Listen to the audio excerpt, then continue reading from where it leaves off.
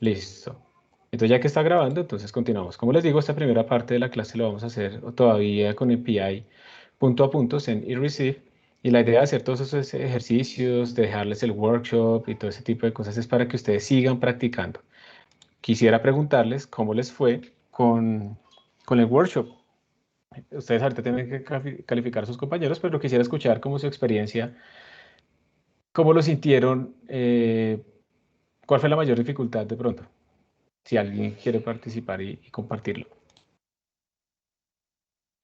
Pues, profe, yo fue un poquito de dificultad entendiendo cómo funciona lo de el time, por lo que según la página de MPI, que dice que el reloj es global, o al menos eso dice ahí, y yo lo entendí como que, o sea, si activo el W time en un lado, entonces cuando haga W time en otro lado, entonces será otro tiempo distinto, pero que pues con el mismo reloj que en otro proceso, pero cuando trataba de utilizar eso, o sea, asumiendo eso, me salían resultados raros, pero cuando puse, por ejemplo, los W times en el proceso cero para calcular lo del tiempo que se demora recibiendo, ahí sí me funcionó todo normal.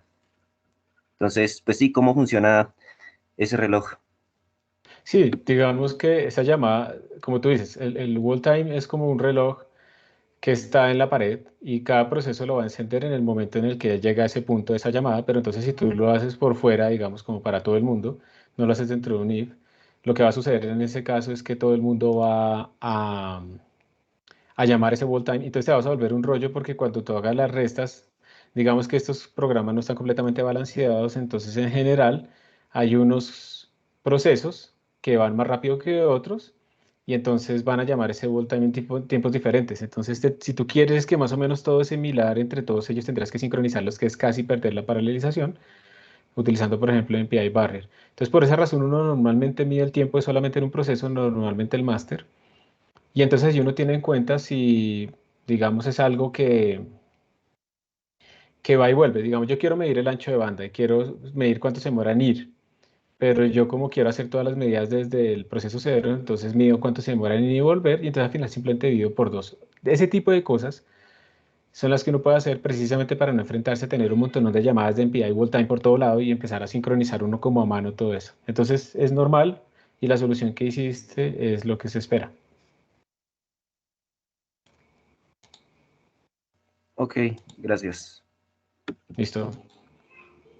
¿Alguien más de pronto? Ahí les compartí en el chat de este meeting, les compartí el tweetback. ¿Si les llega la notificación del chat de este meeting o no? Creo que por lo que yo estoy en invitado no me deja a menos de que usted me lo autorice o alguna cosa así rara. Déjeme ver, a ver, déjame ver. Meeting guest. Sí, solo está para miembros de equipo. Te voy a convertir en atendí. Ya seguramente puedes verlo. Nicolás también está como invitado. ¿Ya pueden ver el chat? No. A ver, acá, pues de pronto no puedes ver el histórico. Acabo de mandarlo otra vez. ¿Te llegó alguna notificación?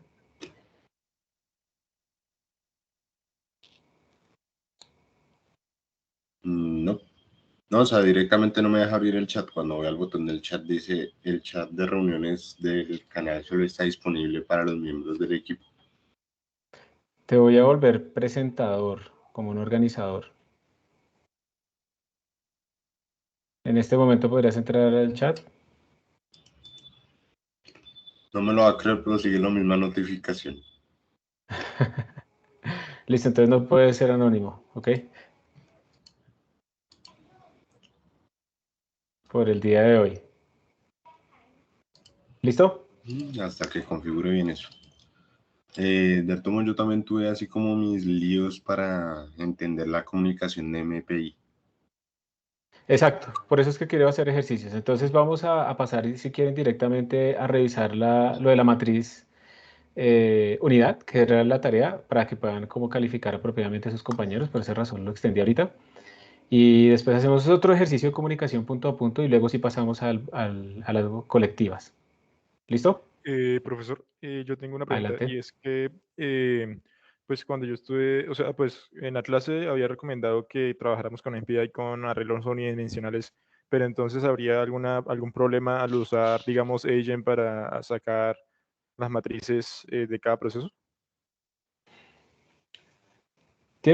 No, digamos que no, en principio no. Eigen creo que también, bueno, Eigen también garantiza que los arreglos internos estén contiguos en memoria. Entonces lo puedes hacer, lo puedes utilizar. La única cosa es que tú tienes que tener cuidado es, a veces uno comete errores haciendo pruebas o algo así, en cambiarle, digamos, el tamaño de la matriz.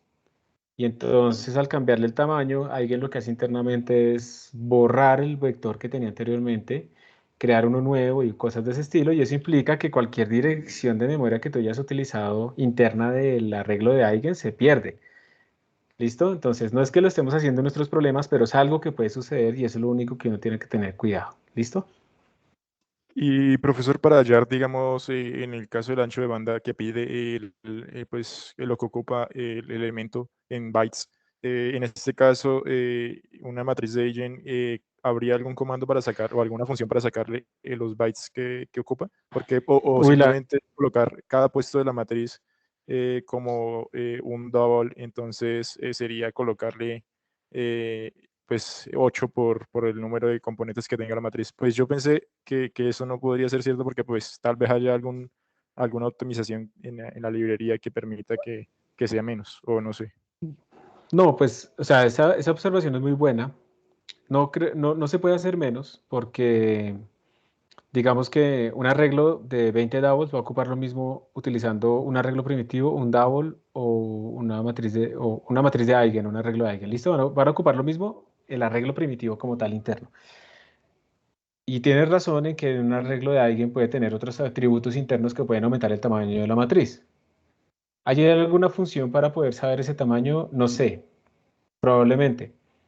Pero entonces lo que uno puede hacer en estos casos es, digamos que el tamaño total de la matriz de Eigen va a ser como una información extra que ya tiene su clase allá metida de número de columnas y no sé qué cosas, si unos enteros y unos números y algunas otras cosas, y el arreglo como tal. Si uno sospecha que eso puede, digamos, afectar, que esas cosas internas de Eigen pueden afectar como el ancho de banda, entonces uno lo que hace es tener un arreglo muy grande.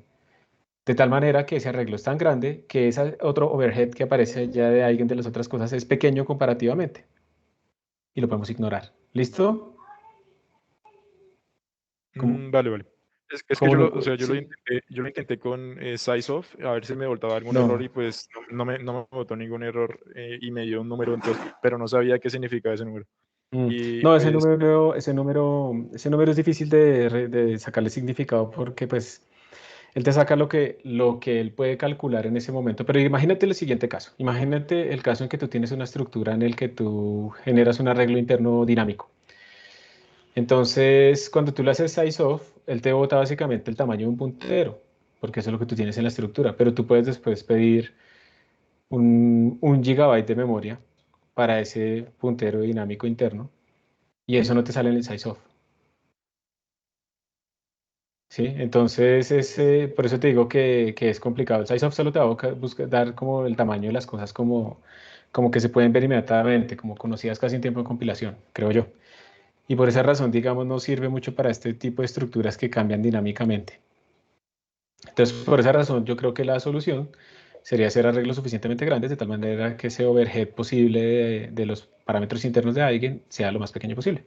Y entonces ahí sí la medida del tamaño de esa estructura pues está dominada por el tamaño del arreglo. ¿Listo? vale. Vale.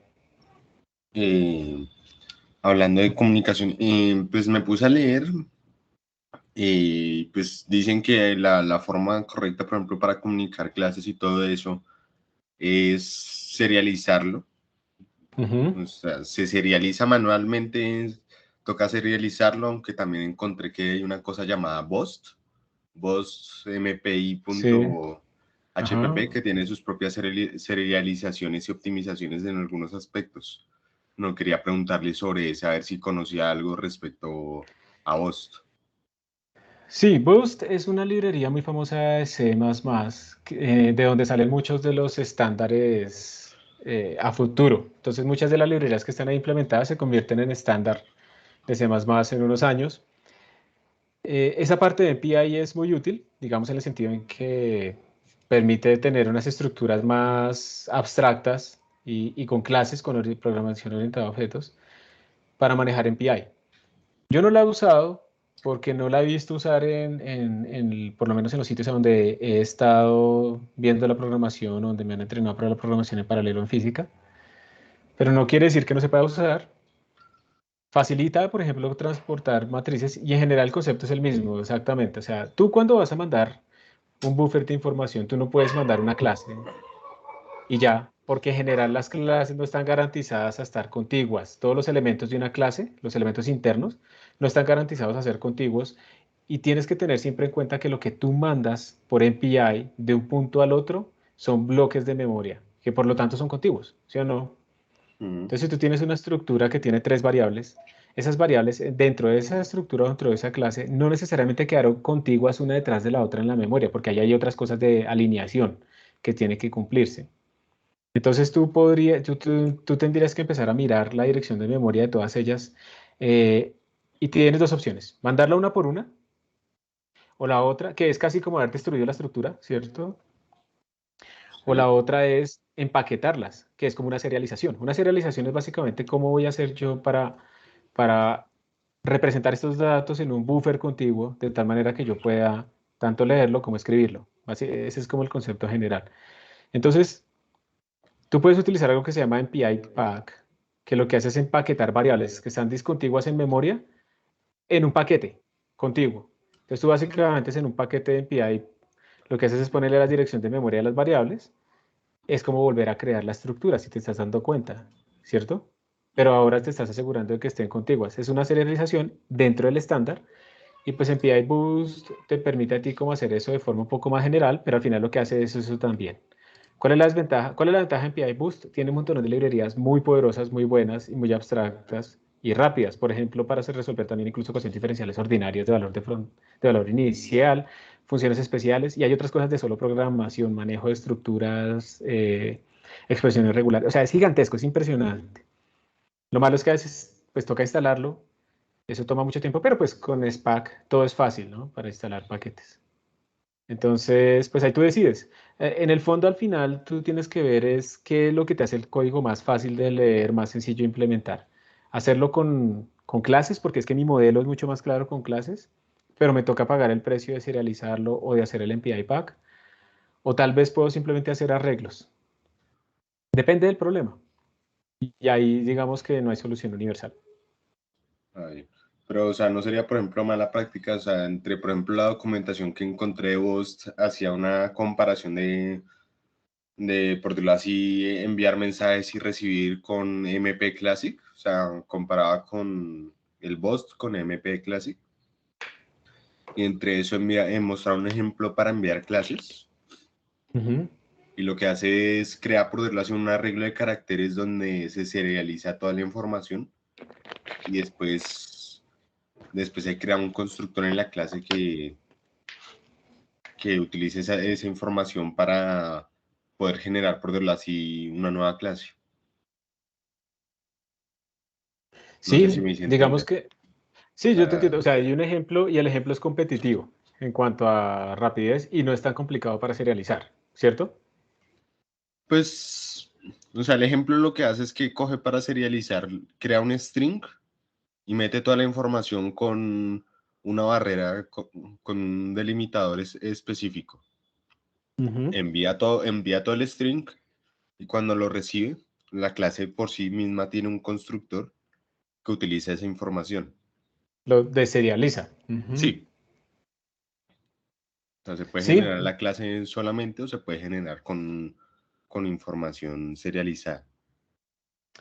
pues digamos que, como te digo, eso depende de la aplicación. Y entonces, si tú vas a manejar cadenas, por ejemplo, mensajes, HTTP, y esos mensajes están representados bien por cadenas, si ves que esto te facilita la vida, pues de una. Todo depende de la aplicación. Por lo menos aquí en este caso, yo podría pensar en que la matriz unidad va a ser una clase matriz general n por n, que no sé qué, pero de pronto es un enredo, ¿cierto? Sí. Es más abstracción de la que necesito. Entonces todo depende del problema y realmente en esta situación, ya en este momento de programación, la respuesta casi siempre es depende, ¿listo? Entonces medir, hacer una prueba rápida, como cómo sería si lo hago por acá, cómo sería si lo hago por el otro lado y ahí decidir. Casi siempre uno se equivoca al principio, entonces también a veces sirve es que tú ocultes eso en una interfaz, precisamente, entonces en una clase. Y lo voy a hacer con Boost, entonces esta parte se va a ir con serialización, pero si no, pensar, si yo no lo fuera a hacer así, ¿cómo lo podría hacer? Que tenga como la posibilidad, que mi diseño me permita a mí cambiar un poco el paradigma en algún momento. Eso también permite que uno programe un poco más desacoplado todo y sea más sencillo después de mejorar. Bien, gracias, profe. Perdón de molestarlo tanto. No hay ninguna molestia. No hay mejor clase que la clase en la que hablan los estudiantes. Yo por eso les agradezco mucho cuando ustedes hablan. Entonces, gracias por la introducción. Que yo creo que algunos de sus compañeros encuentran útil también esto. Bueno, entonces les voy a compartir la pantalla. Y... Yo miro aquí una cosita. ¿Dónde es? ¿Dónde es? ¿Dónde es? Ah, qué horror. Listo.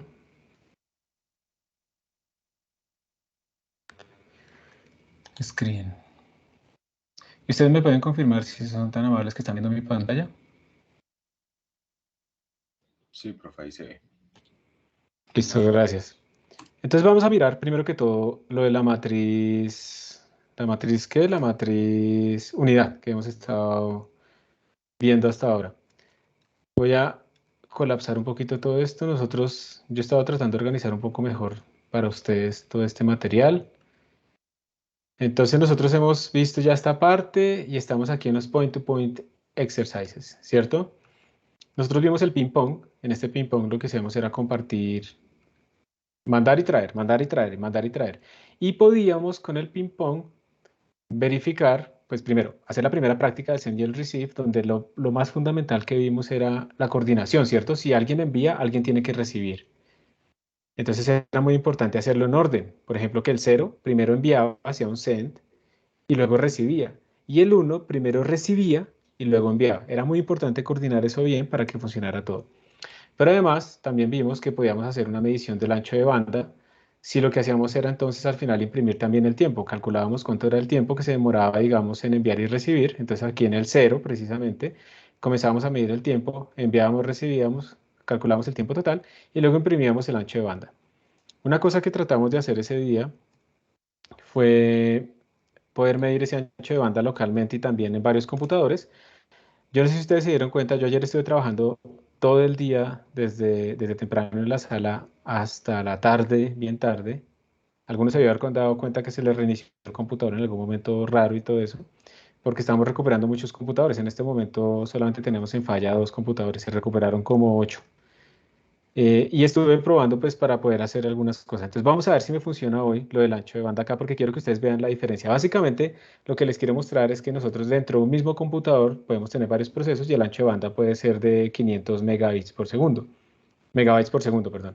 Pero si nos hacemos ya en la red de la sala, podemos estar hablando no de 500 sino de 50 o de 5 incluso. Que eso ya me toca a mí revisar si es que hay unas máquinas que tienen tarjetas muy viejas o algo así, y por esa razón dan tan lento. Entonces voy a compilar, pero no este, el de bandwidth. Lo voy a compilar y lo voy a correr normal. MPI run, normal quiere decir en esta misma máquina, ¿listo? MPI run menos np, vamos a hacer solo uno a punto out y creo que será el tamaño. Creo que tengo que ponerle a este código, déjenme ver un momento.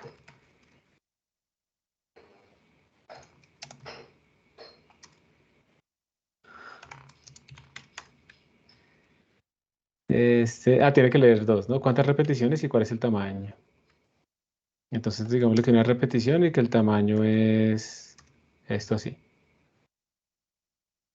Y tenemos que hacer 2, ¿no? Obviamente, este es un ping-pong. Entonces aquí sale que lo que se envió fue 72.000 bytes, que se gastó ese tiempo y el ancho de banda nos dio acá. Entonces, si le podemos colocar más, El ancho de banda llega a 5900. Sabemos que si lo repetimos varias veces no va a dar exactamente igual, que uno debe sacar un promedio, ¿cierto? Y le vamos a poner un poquito más. Y como que el ancho de banda ya se estabilizó. O sea, realmente como que no podemos maximizar eso. Yo aquí tengo un archivo host que tiene varias cosas. En este momento está corriendo todo en este momento, digamos, la primera línea, estas otras están comentadas, observen, porque tiene un numeral al principio. Esta primera línea me está diciendo que queremos correr todo, mejor dicho, dos procesos en sala.15. Para que esto funcione, recuerden que nosotros tenemos que correrlo así. Tenemos que decirle -- host file, creo que es así, y le pongo el nombre del archivo. En este momento se fue para sala 15 y trató de correr cosas. No me funcionó. No me funcionó y esto no me está funcionando, pero yo ya descubrí alguna forma de que me funcione. Entonces, lo primero es que yo tengo que ver que yo tenga acceso a sala 15 sin problema. Ya entré a sala 15 y me voy a meter en sala 15, en este repositorio. Vamos a ver si le puedo ganar a esta vaina. Y eso está acá. Voy a volver a compilarlo en PI, C++, bandwidth, y voy a volver a correrlo. En PI run, -np, -host file. Y entonces ahora estoy haciendo una conexión a mí mismo, ¿cierto? Porque aunque lo estoy haciendo con el host file, yo estoy dentro de la misma máquina. Recuerden que host en este momento solamente vale esta línea que está comentada, la primera, y estamos en el 15. Miren cómo cambia el ancho de banda. ¿Se acuerdan que en el otro computador era del orden de 5000, de 4500? Acá el ancho de banda está del orden de 1000. Pues porque es un computador diferente. Pero ahora sí les quiero mostrar lo que podemos hacer. Entonces, déjenme. Vamos a editar este archivo host. Voy a comentar esto y ahora voy a descomentar estos dos. ¿Qué quiere decir que haya descomentado estas dos líneas? Que entonces él va a correr un proceso en este computador, en el 15, en el que estoy metido, pero otro en el 18. Por lo tanto, el ping-pong ahora sí va a pasar a través de la red de cable. ¿Listo? Yo antes tengo que verificar que yo pueda entrar al 18 desde acá. Sí, no me pidió clave. ¿Listo? Y ahora lo voy a correr. Presten atención. Ahí va. En este momento está corriendo en el 15 y en el 18. Miren el ancho de banda. 57.3956. Es mucho menor. ¿Ok? Miren, observen esto. Vamos a volverlo a poner local. Ah, no. Hagámoslo local simplemente quitándole esto. Entonces aquí está corriendo local. 475, lo vuelvo a correr. Bueno, 857, 697, ya se maximizó. Corrámoslo ahora en el 15 y en el 18, o sea, en este computador y en el 18. Los mismos parámetros, todo igualito. Baja un orden de magnitud o más. Esto es para que ustedes vean cómo es importante y cómo es el impacto de tener comunicación, ¿sí? La comunicación entre dos computadores tiene que ser lo más eficiente posible, si no, pues, si la comunicación está dominando nuestro código, nos vamos a fregar. Un orden de magnitud por lo menos. Y he encontrado casos en donde es peor aún. Vamos a editar este host. Vamos a poner otro. Vamos a decirle ahora que lo corra en el 30 y en el 32. Vamos a ver si funciona. Y ahora está corriendo ni siquiera localmente, en el 30 y en el 32. Y miren que esto está dominado pues por la red. ¿Sí ven que nos está dando básicamente igual? Y por último, voy a decirle que lo haga así, en el 32 y el 33. Ah, yo quería que fallara. No me falló. ¿Por qué quería que fallara? Quería que fallara que yo no podía hacer SSH a alguno de estos computadores. Déjenme ver si puedo. A ver, ayer cuál. Vamos a ver el 36. Esto, listo. Vamos a hacerlo con el 36. Miren, si yo trato de hacer SSH al 36, él me está preguntando que si aceptó la clave. Yo no la voy a aceptar todavía. Eso quiere decir que yo no puedo hacer SSH a ese computador. Entonces miren lo que va a pasar acá. Yo lo voy a correr y no me bota nada. ¿Qué pasaría? ¿Qué creen ustedes? Se queda recibiendo. Se queda recibiendo, se queda esperando, ni siquiera empezó realmente ni siquiera empezó el MPI, se quedó tratando de entrar al computador a hacer las cosas. Entonces, no se pudo hacer nada, se bloqueó. Entonces, ustedes tienen siempre que verificar que puedan entrar realmente a los computadores. Yo ya acepté acá la clave y ahora lo voy a volver a correr. Ya se supone que puedo hacer el SSH. Ahora sí está corriendo, es lo que espero. A ver si se está. Voy a bajarle un poquito más para ver si no hay algo más raro aquí que haya pasado. Estoy en este momento en el 32 y el 36. Sala 36, ya puedo entrar.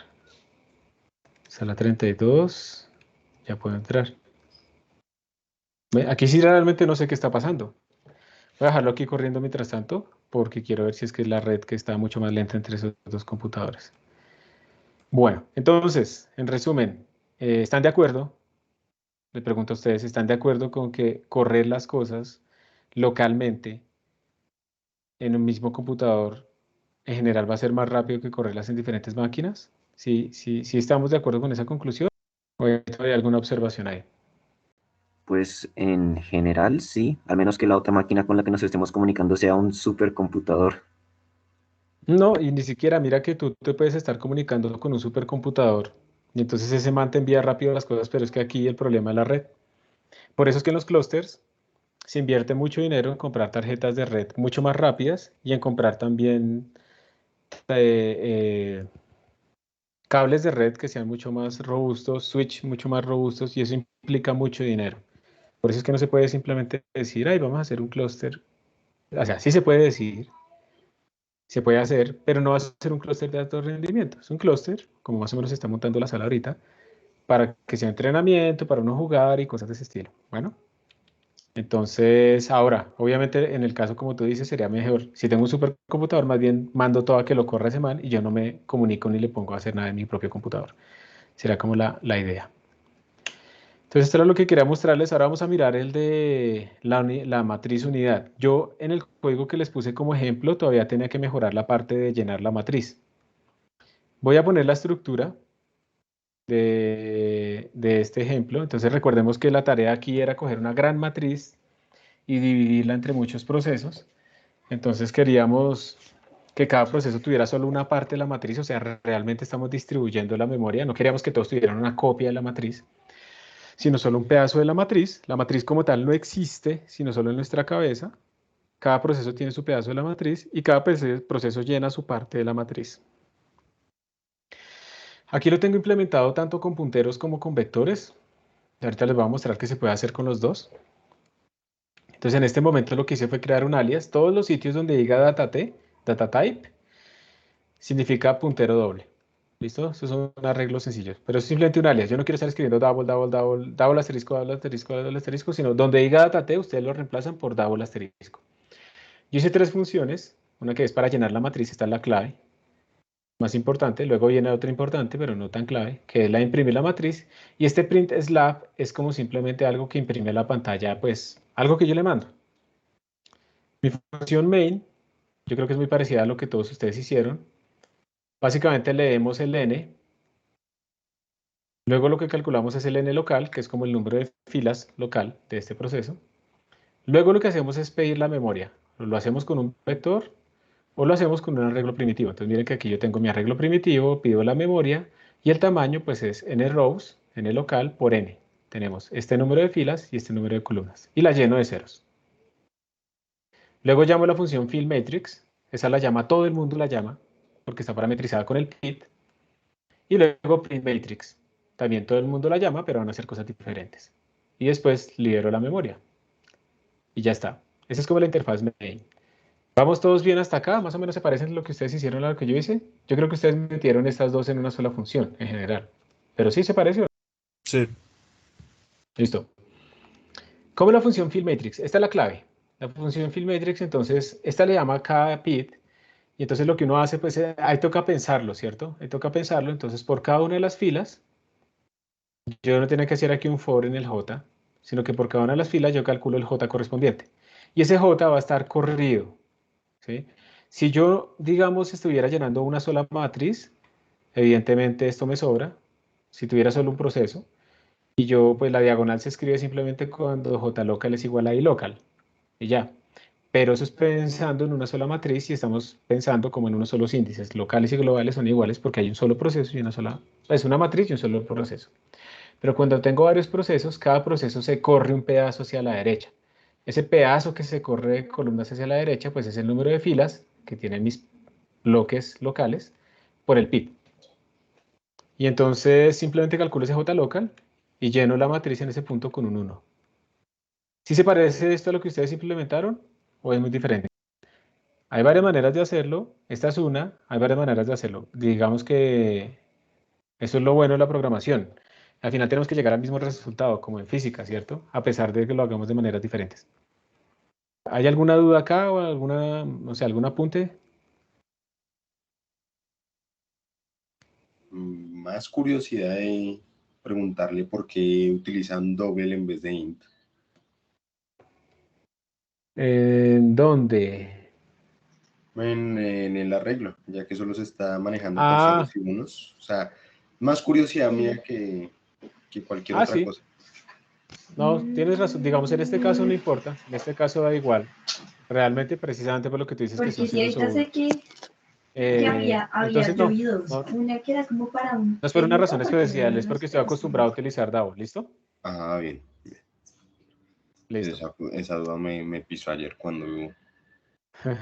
Lo que pasa es que, digamos, cuando uno va a hacer problemas matriciales en general, es preferible utilizar DAO simplemente por las cuestiones de precisión, de los errores numéricos y demás. Pero en este caso particular no es que sea obligatorio. Bien. Entonces, esto es lo que hace la matriz. Como está completamente parametrizado con el PID, pues no tenemos que ponerle que si PID vale 0, haga esto, que si PID vale 1, no. Sino que está parametrizado con el PID. Y entonces ya le funciona a todo el mundo. Y luego llamamos la función printMatrix. ¿Qué hace printMatrix? Básicamente lo que hace es que la llama a todo el mundo, ¿no? Recibe sus datos, el número de filas, el número de columnas, el PID y el NP.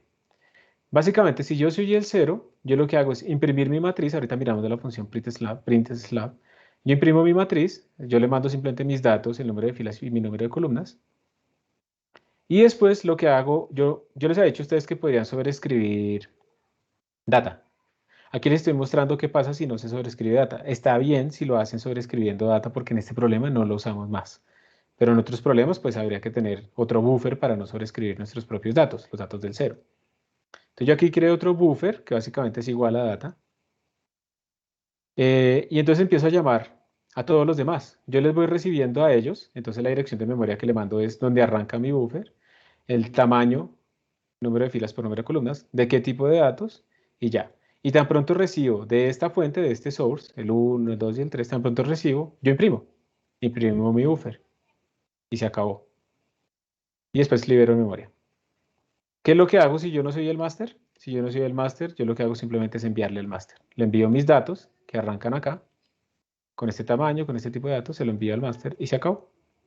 Y eso es lo que hace printMatrix. Aquí estamos imprimiéndola. ¿Ustedes utilizaron qué estructuras para representar? Arreglos, vectors, Profe, Eigen. ahí estás Vectores. liberando memoria después de Vector. ya recibir todo, ¿cierto? Después de ya... Sí, muy bien. Ujú. Esto lo hice por tu pregunta, por la pregunta de alguien más. Ya no me acuerdo. Alguien me preguntó por esto. Sí, Yo estoy, sí fuiste tú, ¿cierto? Entonces, aquí se pide la memoria. Yo aquí recibo y estoy sobreescribiendo el buffer muchas veces, entonces todavía lo estoy utilizando. Y cuando ya termino, la libero. ¿Por qué no la libero aquí afuera? Porque yo no la declaré para todos los PIDs, solamente para el PID 0. Yo la declaré aquí adentro del if. Entonces, antes de salir del if, yo la libero. listo, profe, gracias. Ajá. Sin embargo, bueno, yo finalmente lo hice usando Vector Ajá. y igual compilándolo con los sanitizers, bueno, ejecutándolo, sí sale que hay una fuga de memoria. Ah, Y con Valgrind creo que, o sea, sale como un resumen que dice como que de pronto sí hay una pérdida de memoria, pero no salen errores. Y viendo como foros sobre eso con un compañero, decía que que eso pasa con MPI, como que siempre genera un falso positivo con eso. No Sí, sé. yo creo que eso hay un falso positivo por allá internamente y precisamente ahorita quiero que probemos con el vector, para eso lo tengo aquí listo. Profesor, en este caso, en el código que tiene ahí, nos faltaría liberar la memoria del otro. Sí. Ah, no, aquí está, Ah, ya, listo. Sí, no lo del había visto. data. Listo. Pero sí, sí, sí, eso siempre toca abrir y cerrar. Muy bien. Ujú. Y el print slab, lo único que hace, pues, es imprimir. Yo le mando pues, básicamente unos datos y le digo cuántas filas y cuántas columnas y más lo imprime. Esto sí, ese es el que menos misterio tiene. Simplemente imprime, separa cada fila, por cada elemento por un espacio y luego cuando se acaba la fila pone un carácter de nueva línea. ¿Quieren verlo en ejecución? Profe, una última pregunta. Dale. El arreglo que declaras en el main, ¿se puede declarar simplemente dentro de la función? O sea, El ¿o es necesario cual. declarar? El de ese, data. Lo estás declarando en el main y luego lo pues llamas en la función. Pero se Ah, sí. podría hacer directamente dentro de la función y que no se haga ningún. Depende, sí, depende si tú hiciste la llenada y la impresión en una sola función, lo puedes hacer allá adentro. Yo como lo hice en dos funciones diferentes, entonces sí lo necesitaba por fuera. Ah, listo. Gracias. Sí, es por eso simplemente. ¿Alguna otra pregunta? Voy a mirar si hay algo en el chat. Aquí no han escrito nada. Y aquí tampoco. Listo. Bueno, entonces lo vamos a ejecutar. Yo no sé si no se quedó ahí, pero ya no me va a quedar mirando eso. Ya me salí de sala 15. Y voy a mostrarles que eso sí funciona.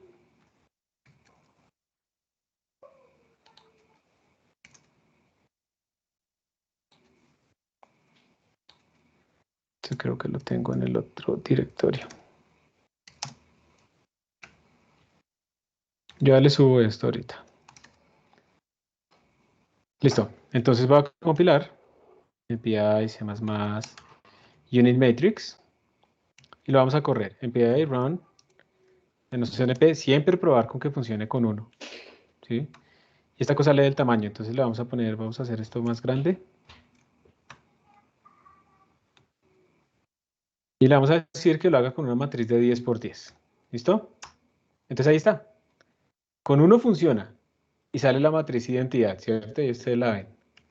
Y ahora viene, vamos a hacerlo con un número que tenga más divisores, con 12. Listo. Vamos a hacerlo con 2. Ahí salió bien. Vamos a hacerlo con 3. Salió bien. El 2 es un antiprimo, ¿no? Tiene muchos divisores. El 4, 6. Y ahí podemos ver que funciona apropiadamente este código que les acabo de mostrar. Podemos hacer una más grande, venga a ver. Aquí en esta pantalla cabe una más grande. Ah.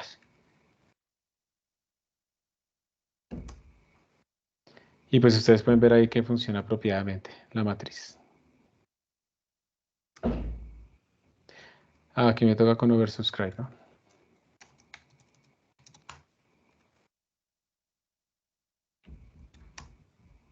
Listo. Entonces, ¿cómo la ven? ¿Sí quedó igual? ¿La hicieron ustedes más corta, más fácil? ¿Quieren que probemos con el vector? Para que vean cómo cambiaría si utilizáramos vector.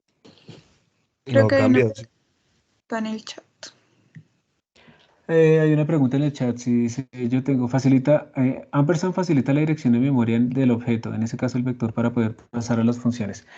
Sí, entonces, ojo porque digamos que tú no necesitas la dirección de memoria del objeto, porque tú no vas a enviar el objeto. Tú lo que vas a enviar son los datos guardados en ese arreglo interno de ese objeto complejo llamado vector. Entonces, mira, voy a ponerlo ahora con vector. Entonces voy a comentar esta parte. Entonces ahora tengo que venir acá también a decirle que todos los sitios donde diga datat ahora son vectores. ¿Listo? Entonces aquí estoy declarando mi objeto data. Ese data tiene muchas cosas por dentro, entre ellas un arreglo primitivo. Cuando yo le digo un resize, ese arreglo primitivo toma este tamaño. Pero yo lo que voy a enviar no es mi objeto data, sino solamente ese arreglo interno. Esa es una gran diferencia. Entonces, bueno, aquí yo lo lleno de ceros, llamo aquí mis funciones, todo esto funciona igual, pero entonces mira que acá cambia. Yo aquí creo un buffer con el mismo tamaño y luego, esto ya no lo necesito. Y eso es todo. Yo aquí le estoy enviando la dirección de memoria. Si yo hago esto así, mira, si yo hago esto, le estoy mandando la dirección de memoria de buffer, que es un vector. Pero pues eso no es lo que yo necesito, porque buffer tiene mi arreglo interno, pero tiene también unas variables internas y otra información. Entonces esto no es lo que yo voy a enviar. Esto no es el bloque de memoria, donde empieza el bloque de memoria que voy a enviar. Yo le pongo la dirección de memoria donde empieza el bloque que voy a enviar. Entonces por eso incluso así puedo utilizar vectors. Y eso es todo. Esos serán los cambios. Déjame ver si esto compila.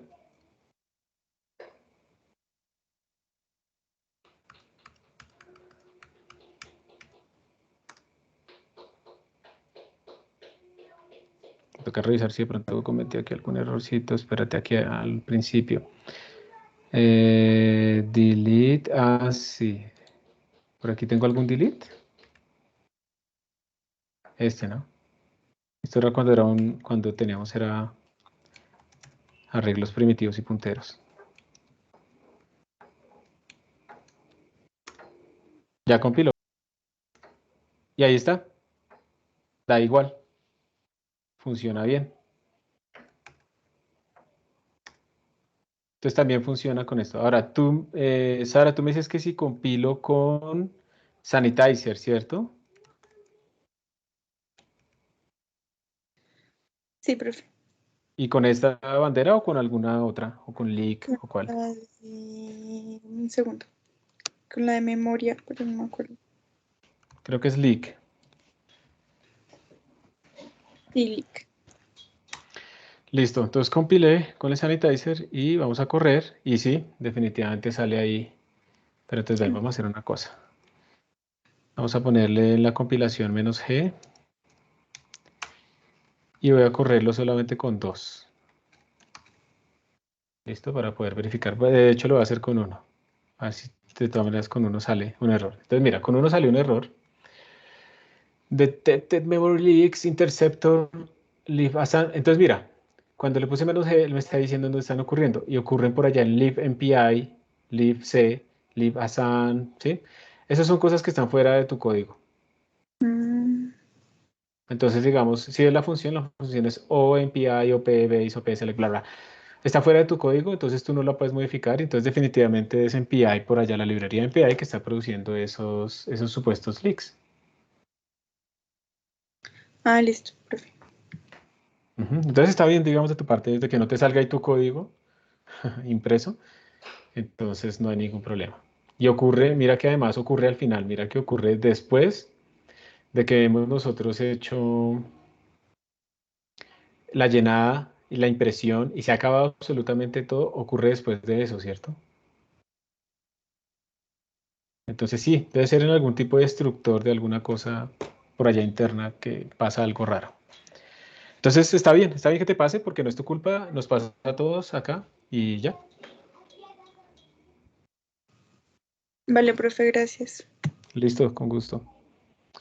Vamos a poner esto así. ¿Alguna otra pregunta? ¿Algo que no quede claro?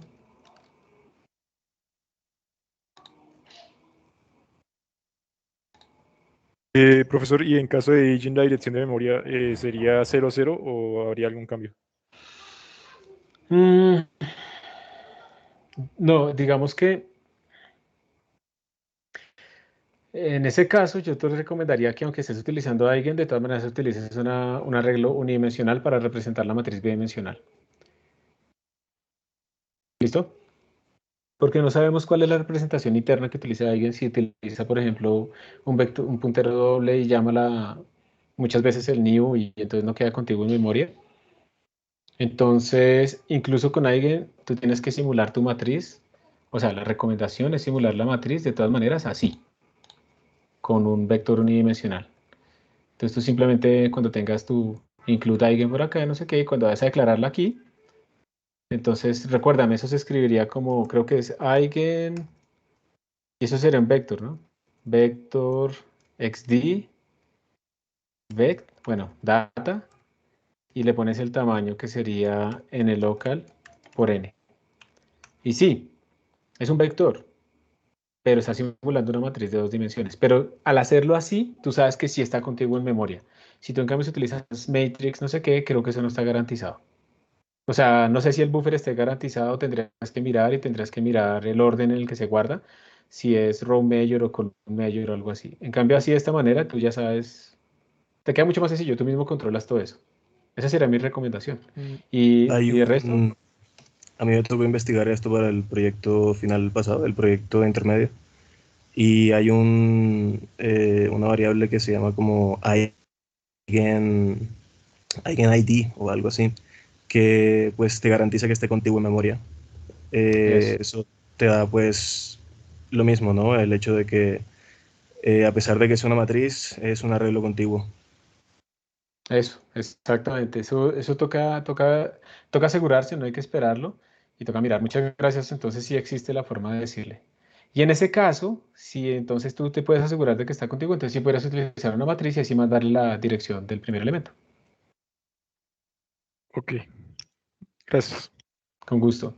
Es muy buena idea que traten de utilizar vectors, eigen, array, sí, estructuras más generales que se encarguen de la liberación de memoria y demás, precisamente porque su código se vuelve más sencillo y más manejable y estamos mezclando buenas prácticas de C++ o de programación moderna con MPI, con la experiencia, ¿sí? MPI es viejo, entonces se está mezclando el ímpetu de la juventud con la serenidad de la madurez. Bueno, no sé. ¿Listo? ¿Alguna otra pregunta? Bueno, serenidad, no sé. Con la experiencia ya.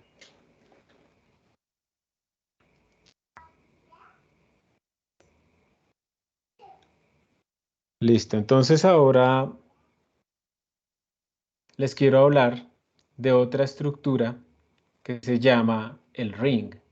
Espera si yo verifico que esto no esté saliendo. Aquí sale exportar nada. Listo, perfecto. Este patrón del ring, una pregunta. ¿Aquí hay algún grupo que haya escogido la simulación con MPI de interacción gravitacional? Nosotros, profe. Eso. Entonces esto que voy a hacer básicamente es lo que ustedes tienen que hacer, adaptándolo pues a la parte gravitacional. Pero este es el patrón de comunicación que tienen que utilizar. Entonces presten harta atención, ¿está bien? Para esto, voy a crear, ¿dónde podría yo escribir? Denme un momento, vayan descansando un poquito.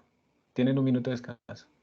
Yo creo que van a tener como 2 minutos de descanso. Listo. Gracias, Fabio, por el enlace de las memorias en Eigen. Sí, señor. Listo. Entonces, nosotros anteriormente estábamos jugando al ping-pong, ¿cierto? Y con ese ping-pong estábamos haciendo, era con dos procesos, le mandábamos una cosa y nos devolvía otra cosa y imprimíamos al final. El ring lo que ahora tiene que hacer es como un anillo, donde los procesos están unidos entre ellos. Vamos a hacerlo con solamente 4 procesos. Digamos que estos son nuestros procesos.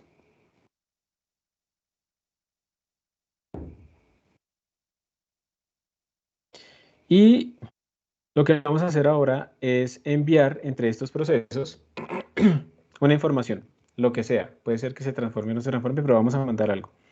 El patrón de comunicación del ring es que este le envía a este le envía a este le envía a este y este le envía a este. Eso sería un paso del ring. Digamos entonces que en un paso del ring nosotros vamos a enviar el PID. Vamos a escribir acá, este es el PID 0, PID 1, PID 2, PID 3. Y vamos a ver qué recibe cada uno, que se envía en cada uno de los pasos. Entonces en el primer paso, lo que el 0 le envía al 1, pues fue su PID, ¿cierto? Entonces se le envía al 0, el 1 le envía al 2, el 1, el 2 le envía al 3, el 2, y el 3 le envía al 0, el 3. Sí, señor. ¿Sí? ¿Están preparados para la trampa? Entonces, ahora lo que va a suceder es lo siguiente. Antes de hacer otro paso, yo quiero que pensemos es, Si yo fuera un PID, digamos, a ver, pensemos, si yo soy el 1, tenemos que primero tener bien claro cómo hacer el primer paso para poder hacer el resto. Si soy el 1, yo tengo que tener entonces un send y tengo que tener un receive.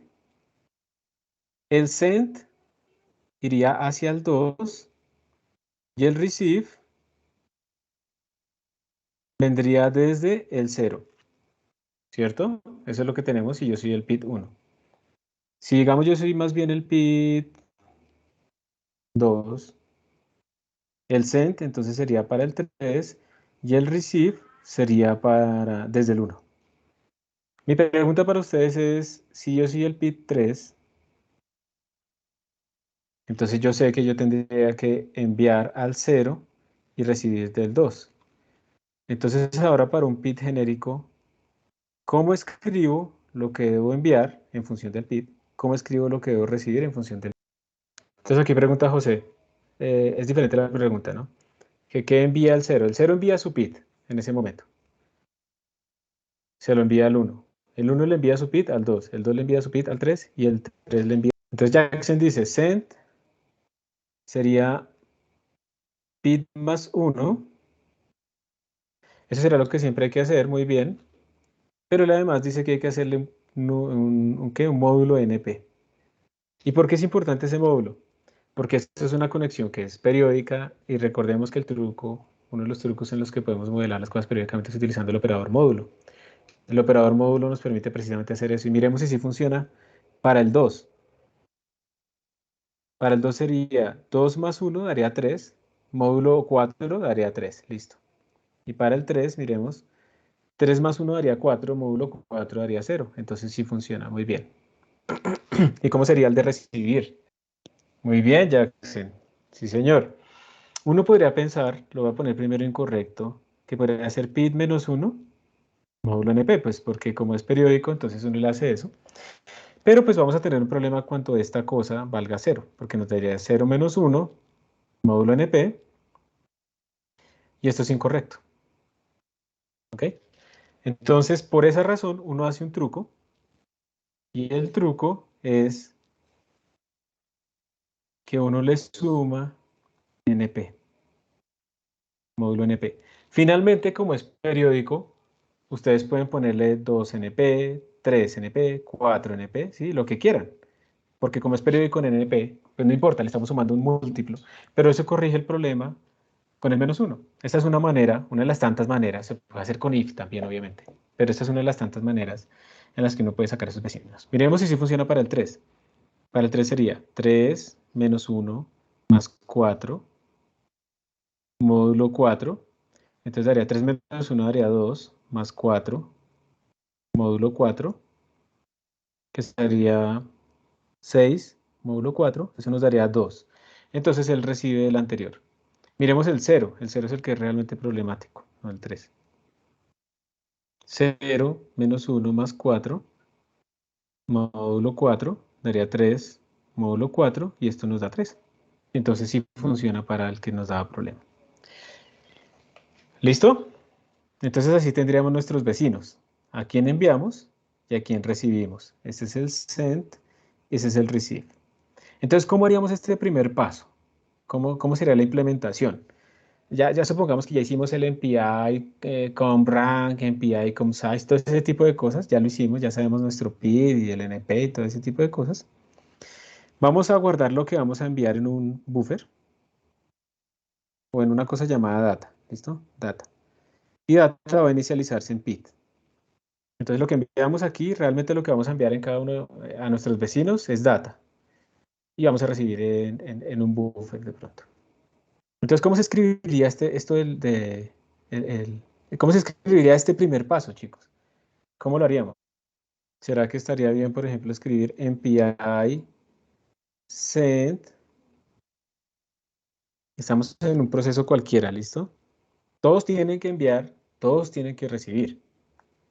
Entonces, MPI send, bueno, lo que vayamos a enviar, coma, y aquí sería poner PID más 1, módulo NP,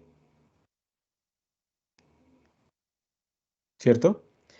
Y ese mismo PID debería escribir MPI receive y va a recibir de pit menos 1 más np módulo np.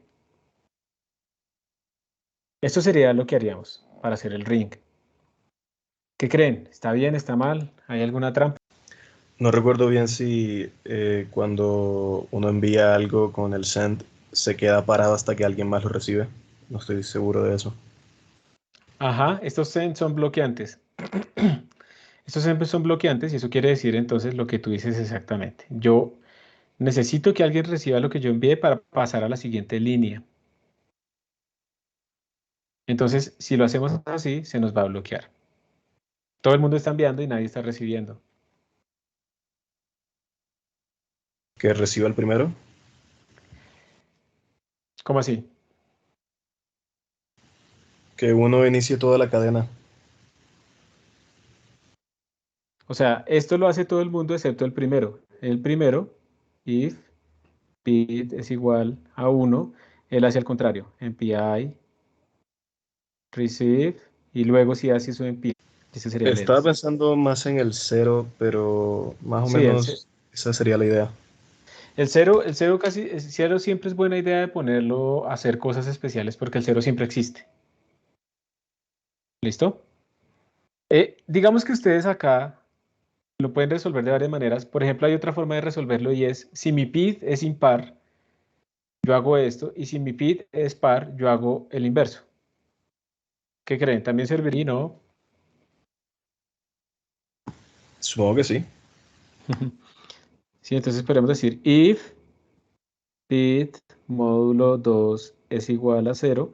Lo hacemos así, else, ay, como yo soy perezoso, ponemos acá, pero lo haremos.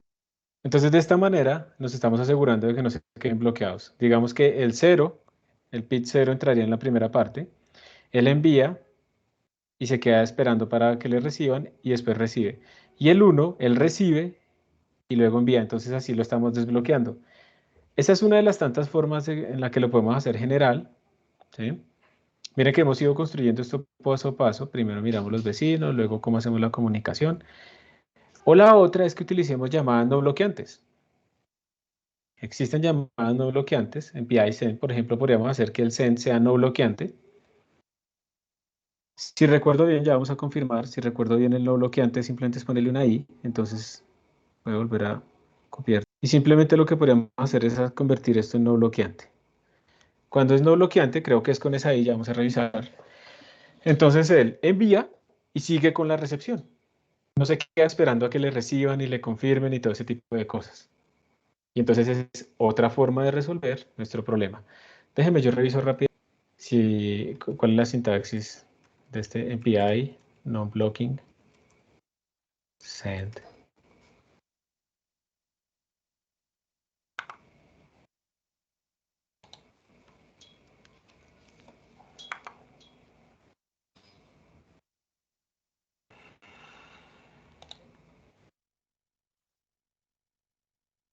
Sí, es con ahí. Y la S es minúscula. ¿Listo? Y con eso también los estamos desbloqueando. No hay que abusar de las llamadas no bloqueantes porque uno puede descoordinar absolutamente todo y puede ser que alguien envíe, el otro vaya a recibir, entonces el que envió lo que hace es seguir adelante y de pronto no verifica que recibió y se empieza a corromper la memoria. Entonces muchas veces puede pasar algo de ese estilo, hay que tener simplemente cuidado con que, ¿con que qué? Con que no abusemos con las no bloqueantes. Siempre tenemos que tener cuidado porque las no bloqueantes no se asegura y yo puedo estar sobreescribiendo el buffer varias veces o algo así. Por eso uno no las mete mucho porque es preferible que las personas estén como muy concentrados. Primero que entiendan bien cómo son las llamadas bloqueantes y cómo coordinar las cosas y luego sí que empiecen a descoordinar un poco las cosas, ya teniendo la práctica. ¿Ok? Entonces hay varias maneras de hacerlo, pero pues ya. Vamos bien hasta acá. Ya entendemos el primer paso del ring. ¿O hay alguna pregunta acá? Díganme, ¿sí o no? Creo que sí. De mi parte también. Listo. Entonces ya tenemos más o menos claro. Miren que a veces es más útil. De hecho, esto uno lo debe hacer cuando va a programar, incluso serialmente, y todo. A veces sentarse como a pensar el problema un poco. Entonces uno lo va como aclarando y ta, ta, ta. Entonces ya tenemos resuelto el problema de enviar. Ahora, yo lo que quiero es hacer un segundo paso. Y en ese segundo yo envío. Hay varias cosas que hacer. En este ejemplo, por ejemplo, yo puedo enviar lo que recibí. Entonces, en este segundo paso, le voy a cambiar el color. Vamos a ponerlo de color, sí, rojo. En este segundo paso, que yo envío lo que recibí, entonces ahora que envíe a cada uno. ¿Qué enviaría el 0 al 1? Si en el primer paso el 0 recibió el 3, ahora que le envía el 0 al 1 en el segundo paso. El buffer. El buffer que tiene el 3, ¿cierto? Aquí sería un 0, aquí sería un 1 y aquí sería un 2. Entonces en el segundo paso, nuestro pit 0 recibió el número 2. Si hacemos un tercer paso, lo vamos a poner de amarillo. Si hacemos un tercer paso, entonces ahora el 0 le envía un 1, el 2. 1, 0, 1, aquí el 3, aquí el 0, aquí el 1, ¿cierto? Y en un cuarto paso, lo que tendríamos es que el 0 le enviaría el 1 acá, aquí se enviaría el 2, aquí se enviaría el 3, aquí se enviaría el 0. O sea que en un cuarto paso, el 0 volvió a recibir su bit. Entonces, si yo tengo un ring con NP procesos, debo hacer NP pasos para recibir lo mismo. Por ejemplo, para hacer una vuelta, ¿sí o no? Sí. Listo. Y ya, esto tan sencillo es el ring. Entonces simplemente meter todo esto dentro de un for y lo hacemos NP veces y vamos a ver que cada uno de ellos al final va a recibir de su vecino a la izquierda su propio bit. Y listo. Eso es el ring. Es supremamente útil. Hay un montón de topologías que funcionan de esta manera.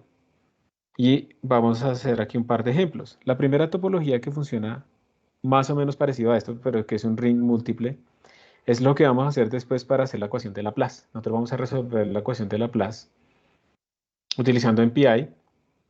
Entonces vamos a tener una matriz. Vamos a tener, digamos, una matriz así completa.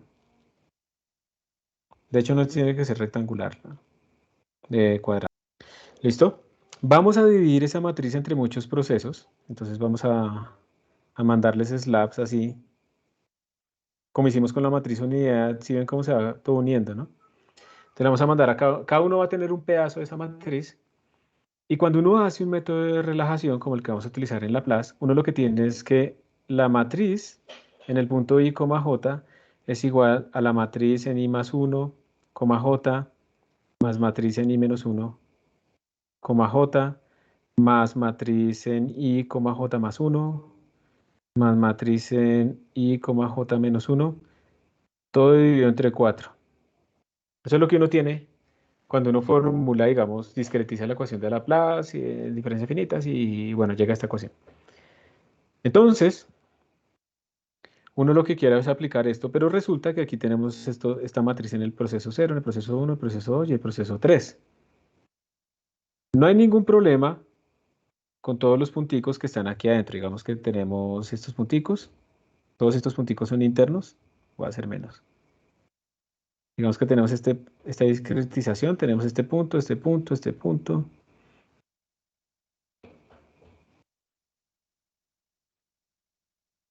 Aquí también hay puntos. Estos son fronteras que también pertenecen a alguno de ellos. Voy a tratar de borrar este. Así que se me borre la línea. Y voy a poner de otro color los del 1. Voy a poner de azul el 1. No, mentiras, tampoco. Lo puse igual. Este es el 0, que está de azul. Y le vamos a poner otro color al 1. Le vamos a poner... A ver, otro color más. Bueno, vamos a ver si se ve bien este naranja. Entonces le vamos a poner a este el 1. Y entonces, para el 1 van a estar estos puntos. Ya pertenece al 1. Luego siguen los de la mitad, que están en el 1. ¿Listo? Y después vienen los del 2. Entonces el 2 va con esto, entonces esto es del 2, ta, ta, ta, ta, ta. ¿Para qué hago todo este punto, todo este puntero? Lo que quiero es mostrarles a ustedes que cuando yo vaya, por ejemplo, a actualizar a este elemento, él va a necesitar, perfecto, esta información que pertenece al PIT 1. Esta información de ese punto de la derecha que también está en el PIT 1. Esta también. Pero resulta que también necesita la del PIT 0. ¿Cierto? Y como necesita la del PIT 0, entonces tiene que haber una comunicación. El PIT 0 le tiene que mandar esa información. Y de la misma forma, si yo quiero actualizar este punto que pertenece al PIT 0, esto está bien, este está bien, este está bien, pero él necesita información del PIT 1. Entonces, tanto el PIT 0 debe mandarle al PIT 1 como el PIT 1 debe mandarle al PIT 0. Esto es un anillo. Mandamos hacia acá, pero también mandamos hacia acá. Es un anillo doble. Este es uno de los problemas que vamos a hacer nosotros. Nos vamos a dedicar un tiempito a estudiar este problema. Cómo implementarlo y cómo hacerlo bien. Y ahí, como ustedes pueden ver, cuando uno entiende el ring, uno ya entiende, digamos, el patrón de comunicación en estas cosas. Son dos rings, uno hacia arriba y otro hacia abajo. ¿Sí queda claro la idea? Yo me perdí un poco al principio, no estoy seguro de qué son esas casillas, no sé si son unas matrices o algo por el estilo. El cuadrado general morado es la región donde vamos a discretizar la ecuación y la vamos a resolver. Las 4 casillas que salieron después es el pedazo de región que le corresponde a cada proceso. ¿Sí era esa la pregunta? Sí, gracias. Entonces, si ves, precisamente como cada proceso tiene solo un pedazo de esa matriz, se tiene que comunicar entre ellos cuando queramos hacer la actualización de los que tienen que ver con la frontera. ¿Y en qué patrón de comunicación están ellos sincronizándose? En un patrón de ring. No es periódico en este caso, obviamente, ¿sí? Porque este no se va a comunicar de vuelta acá. No es periódico, pero es un ring, no periódico. Sí, señor. Perfecto, muchas gracias por la pregunta. Y el otro patrón es precisamente del proyecto que estábamos hablando ahorita.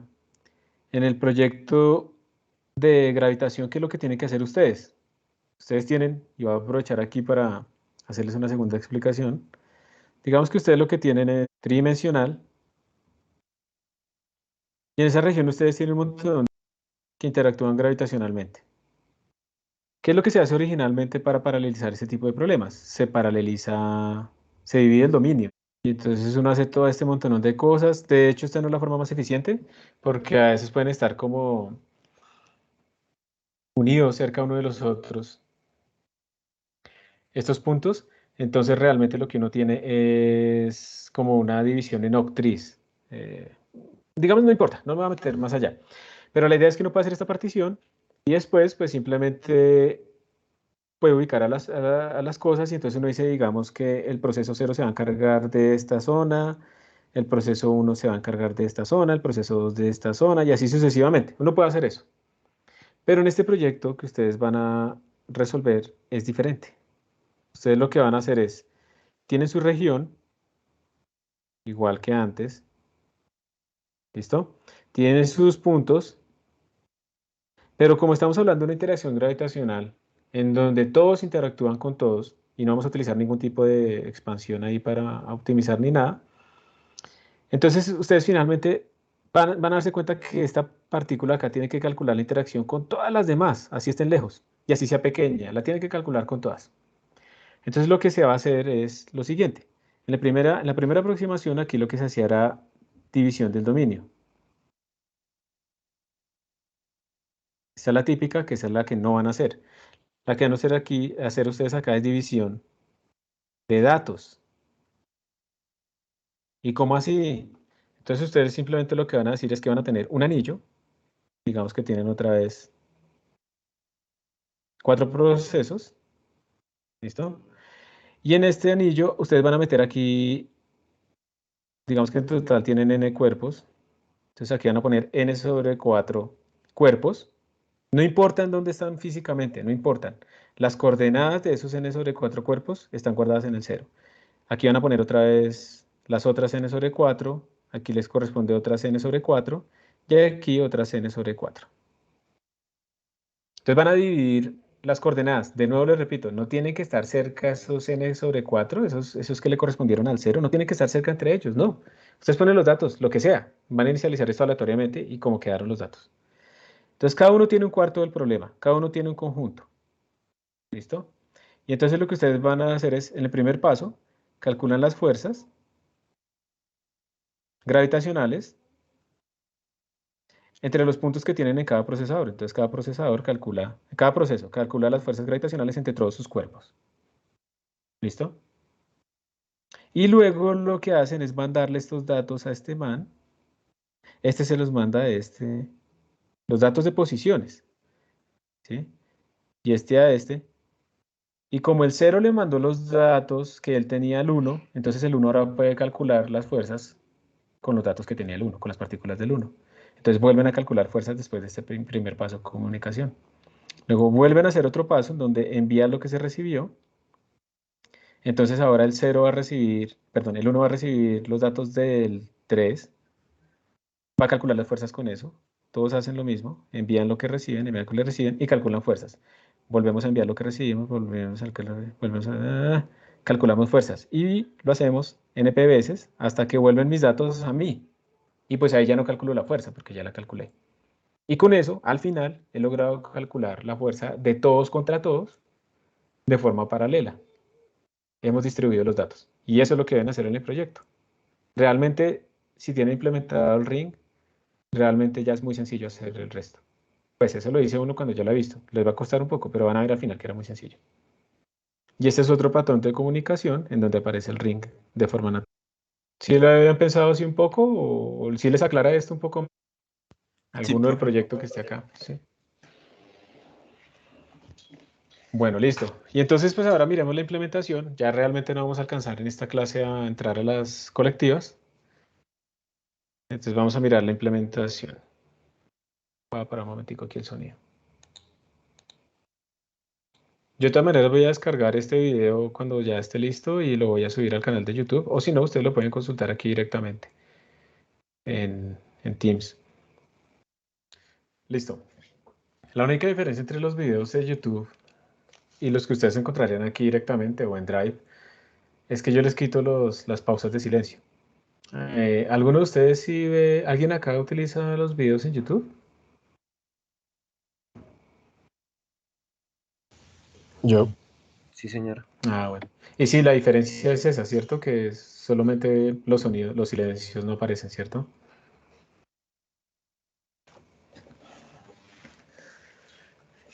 Listo. Sí, eso es lo único que yo hago. Porque tengo ahí un script que lo hace ya rápidamente porque no me puedo poner a editar eso a mano. Entonces, bueno, este es el ring, el código del ring. Entonces aquí uno lo puede hacer más veces que el número de procesos. Si uno quiere verificarlo, simplemente lo hace igual al número de procesos. Profe, Y no con está eso, pues compartiendo uno... pantalla, creo. ¿No? Sí, tienes razón. Listo. ¿Ahora sí? Sí. Listo. Entonces, esta es la solución del ring. Yo se los voy a enviar ahorita. Ya alcanzamos a hacerlo desde cero. Y pues lo hacemos un número de repeticiones dadas. Mandamos el PIT y el NP. El ring está acá abajo, realmente implementado. Vamos a ver cómo se implementó. Vamos a se va a medir el tiempo total, eso es para el ancho de banda, no sé qué cosas. La clave es esta. Vamos a hacerle un número dado de repeticiones. Y miremos dentro del for cómo se hace el ring, uno de los pasos, ¿listo? Entonces el valor que vamos a enviar va a ser el PID. Vamos a tener como dos sitios, lo que enviamos y lo que recibimos, ¿ok? Calculamos el nuevo, perdón, el que está a nuestra derecha, calculamos el que está a nuestra izquierda y creo que ya todos entendemos esto de dónde salió. Por eso es importante primero discutirlo antes de ver el código. Luego, esta es la forma en la que se destrabó acá, que fue una de las sugerencias creo que fue de Fabio, ¿cierto? Que el 0 hiciera el send y el receive y los demás hicieran el receive y el send, ¿cierto? No me acuerdo quién fue. Pero entonces así fue como se destrabó, ¿sí? Bueno, entonces así fue como lo destrabamos, ya entendemos por qué tenemos que hacerlo así y observemos que el 0 entonces envía a su siguiente y recibe de su previo. Y los demás lo que hacen es recibir del previo, en este caso se hace una modificación, se suma, pero pues es porque este ring es un poquito diferente, no se tiene que hacer esto, y luego se envía. Y ya, y se hace un n pasos. Y listo, se acabó el ring, eso es todo.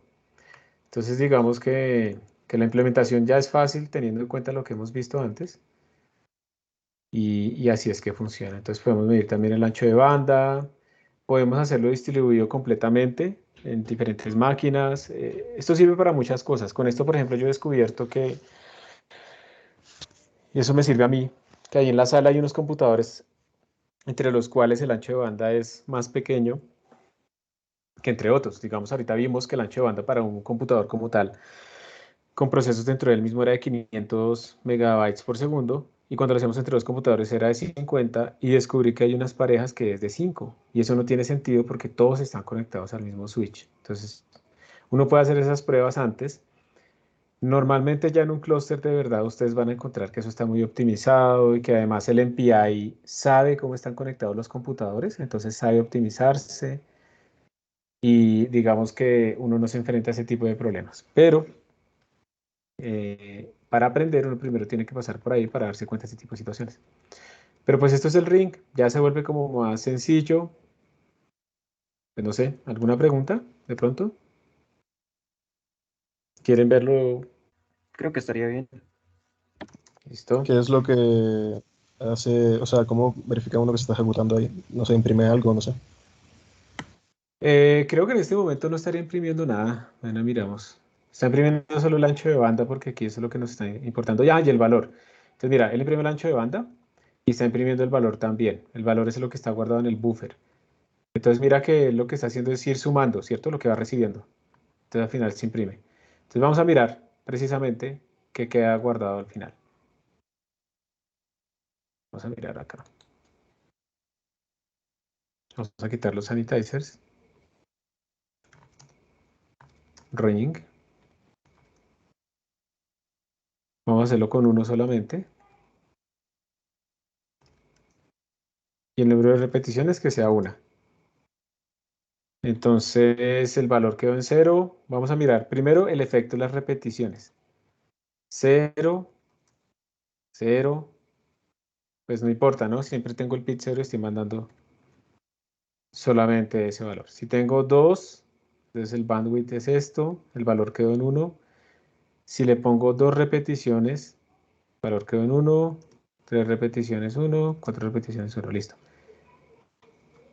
Voy a meterme aquí en el ring y voy a hacerle un cambiecito. Y voy a decirle que imprima tanto el buffer, lo que quedó ahí guardado en el buffer, como el valor. Quiero que me imprima las dos cosas.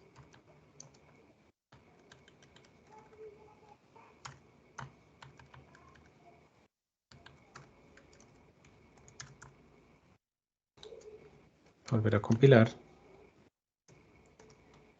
y volver a correr. Listo. Ahorita miramos ese valor de val que debería guardar. Vamos a hacerlo ahora. Vamos a ver si hay algún efecto con las repeticiones. Creo que hasta ahora no vemos ningún efecto, no. Pues en el bandwidth, ¿no? Porque se está haciendo más repeticiones. Sí, no hay más. Vamos a hacerlo con 24, con 4 procesos. Si el buffer queda con el valor de 6. Entonces, básicamente esto es la suma, ¿no? 0 más 1 más 2 más 3. Cuando da toda la vuelta, hemos estado sumando lo que nos envían. Entonces, cuando da la vuelta completa, se queda con el valor 6, ese es el valor total. Y lo último que recibe el 0, pues es el 0, su propio PID. Ok, no importa, ¿no? Realmente. Vamos a mirar más procesos. Vamos a poner 10. Menos over subscribe. 45, que sería sumar los números desde 0 hasta 9, ¿cierto? Que eso por la reglita de Euler es 9 por 10 sobre 2, por 5, 45. Sí, ahí está bien. Y bueno, ya, ahí está el ring. Ustedes también pueden pintar qué se manda con quién se manda, hacerlo, digamos, por partes, pero bueno, eso es. Profesor, una pregunta ahí en el cálculo del ancho de banda, ¿cuál es la diferencia de colocarlo por fuera del if y else a colocarlo dentro del if antes de que recibe y antes de que envíe y después de que recibe? A ver, lo miro en dónde está para entender lo que me dices. O sea, es que normalmente en las anteriores veces que hemos calculado el ancho de banda se colocaba, digamos, dentro del if o el else. Sí. Y ahorita pues está por fuera. ¿Cuál sería la diferencia en el valor? O sea, en los datos que está tomando para calcularlos. Miremos qué es lo que está haciendo. Todo el mundo está haciendo esto, ¿cierto? Todo el mundo está haciendo el MPI WTime acá, porque no está dentro de un if de PID, y todo el mundo lo está tocando aquí al final, ¿cierto? Entonces todo el mundo tiene, digamos, en principio, más o menos para todo el mundo se demora lo mismo. Entonces todo el mundo está actualizando la variable total time, independientemente. No tiene valores exactos, pero sí parecidos, porque no está metido aquí dentro del if. O sea que este total time está midiendo el tiempo total que se demora esto en comunicarse completamente a lo largo del ring, ¿cierto? Eso es lo que está haciendo en este momento. Al final, digamos que este bandwidth lo va a imprimir solamente el 0, pero pues hagamos una prueba, ven. Hagamos la prueba para que veas que es muy similar entre todos ellos. Todos tienen esa misma variable y todos podrían imprimir, ¿listo? Un valor. Entonces vamos a decirle aquí que si el PID vale 1, nos imprima también esta información, ¿listo? Y con esto podemos diferenciar si son diferentes o no, ¿te parece? Ajá. Creo que esta es la forma que aclara más. Compilamos y ahora corremos, hagámoslo con 2. Entonces mira que el bandwidth es casi el mismo, ¿sí lo ves? No es exactamente igual, pero es casi el mismo entre ellos. Tiene sus fluctuaciones, mira, uno era más grande, el otro más grande, pero se comporta muy similar entre ellos. ¿Está bien? Sí, señor. Aquí no me Gracias. vas a creer que esto es similar porque están muy diferentes. Vamos a ver si los podemos estabilizar con más repeticiones. Mira que cuando lo estabilizo con más repeticiones ya quedan que son muy parecidos. No son iguales, pero son muy parecidos. Entonces, lo que tú dices es cierto. Como aquí no está dentro de un if para que solamente un PID lo mida, todos lo están midiendo. Y van a haber fluctuaciones entre ellos, pero pues eso precisamente son las mismas fluctuaciones a que si yo lo repito varias veces. Mira, ¿sí ves? Son muy parecidos.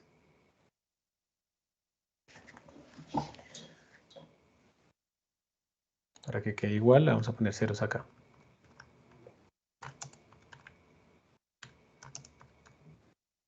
Ay, me equivoqué.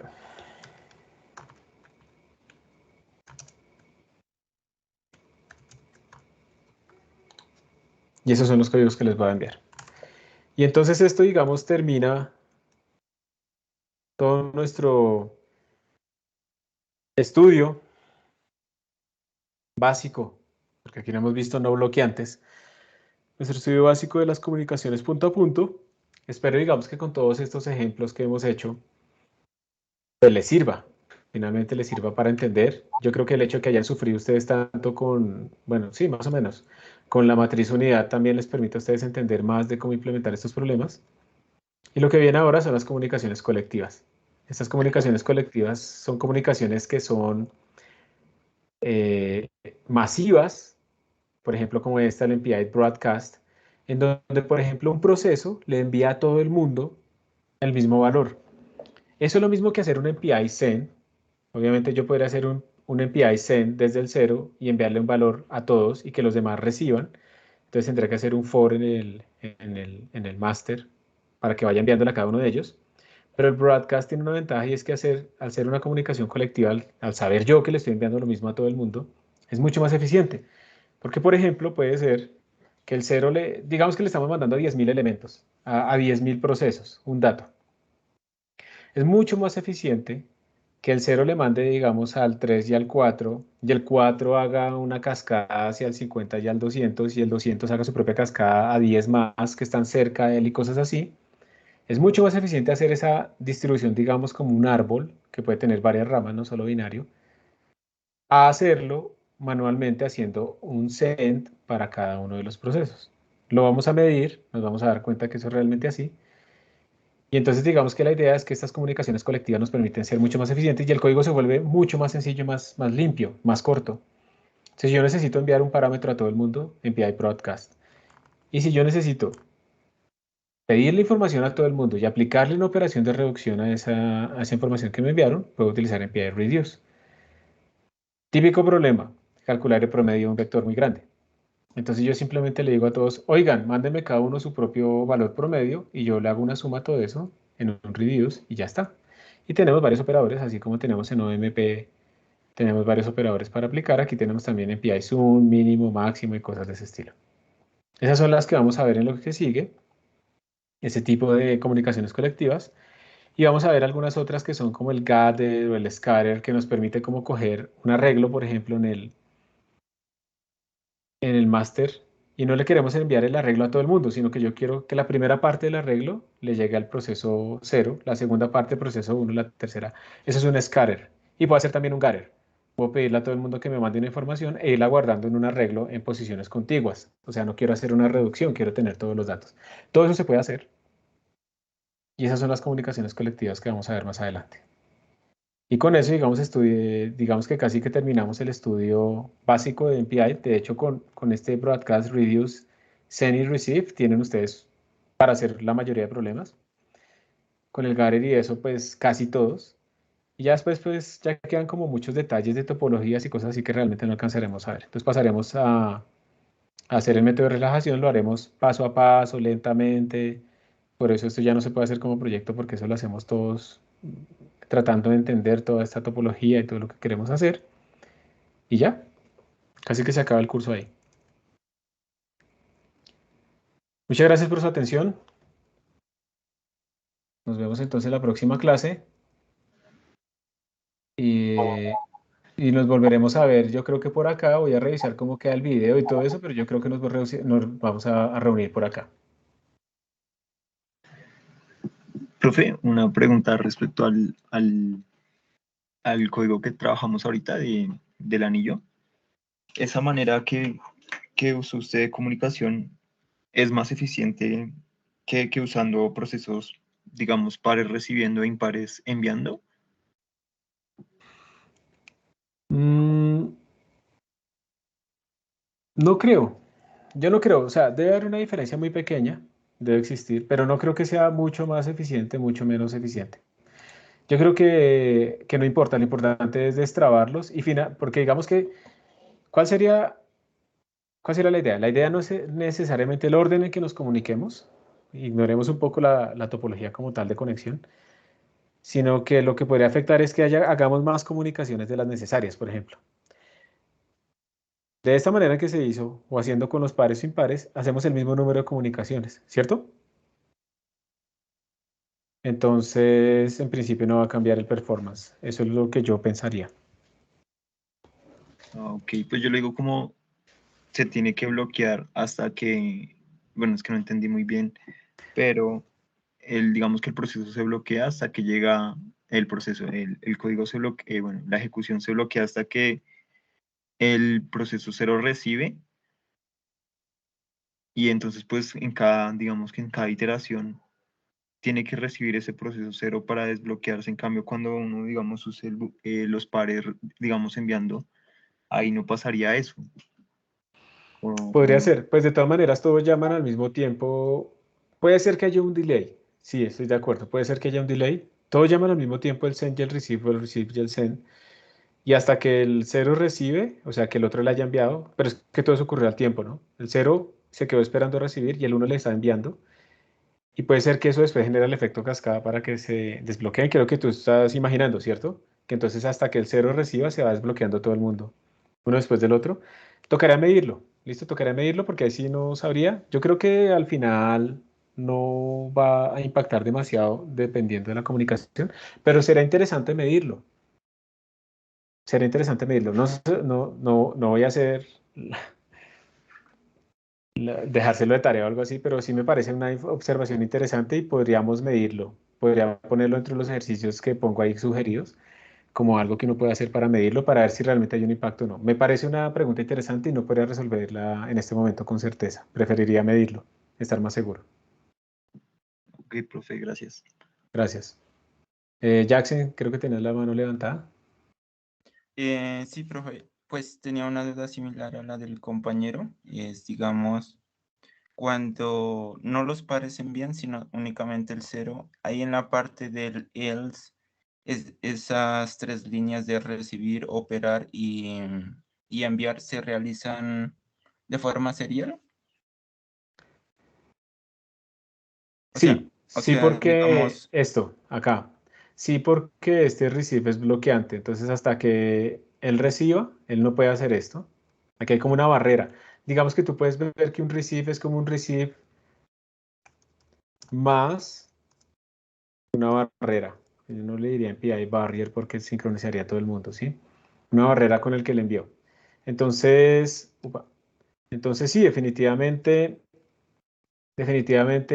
primero pasa esto, pero porque este es bloqueante, ¿listo? Porque este receive es bloqueante. Luego pasa esto y luego pasa esto. sí, entonces, digamos, si la operación fuera, pues, tomará bastante tiempo.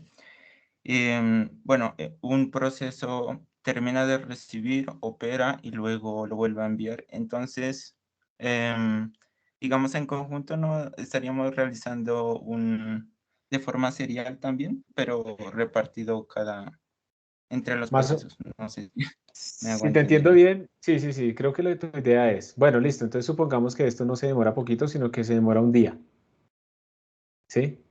Entonces, Sí, para cada proceso que no es el proceso cero, él va a recibir, se va a demorar un día y después va a enviar, ¿cierto? Entonces, si estamos en sí. el proceso cero envió, el proceso uno recibió, se está demorando un día y hasta que termina, él va a enviar.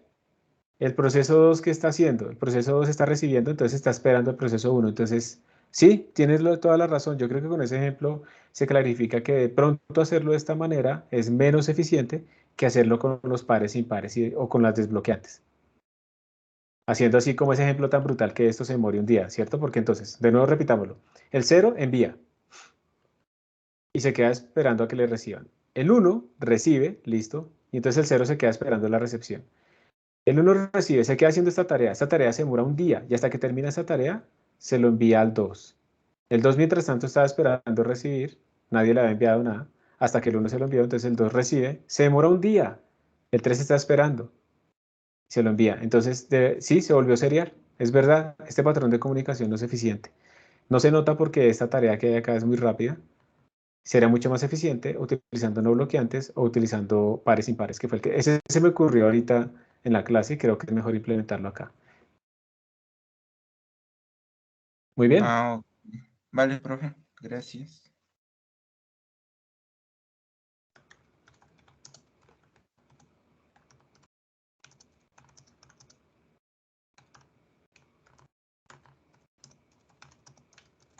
Lo dejo ahí anotado para que no se me olvide, pero ya no será para este curso. Muchas gracias, muy buena observación. Y siempre lo que a uno le sirve es mirar esos casos como límites, ¿cierto?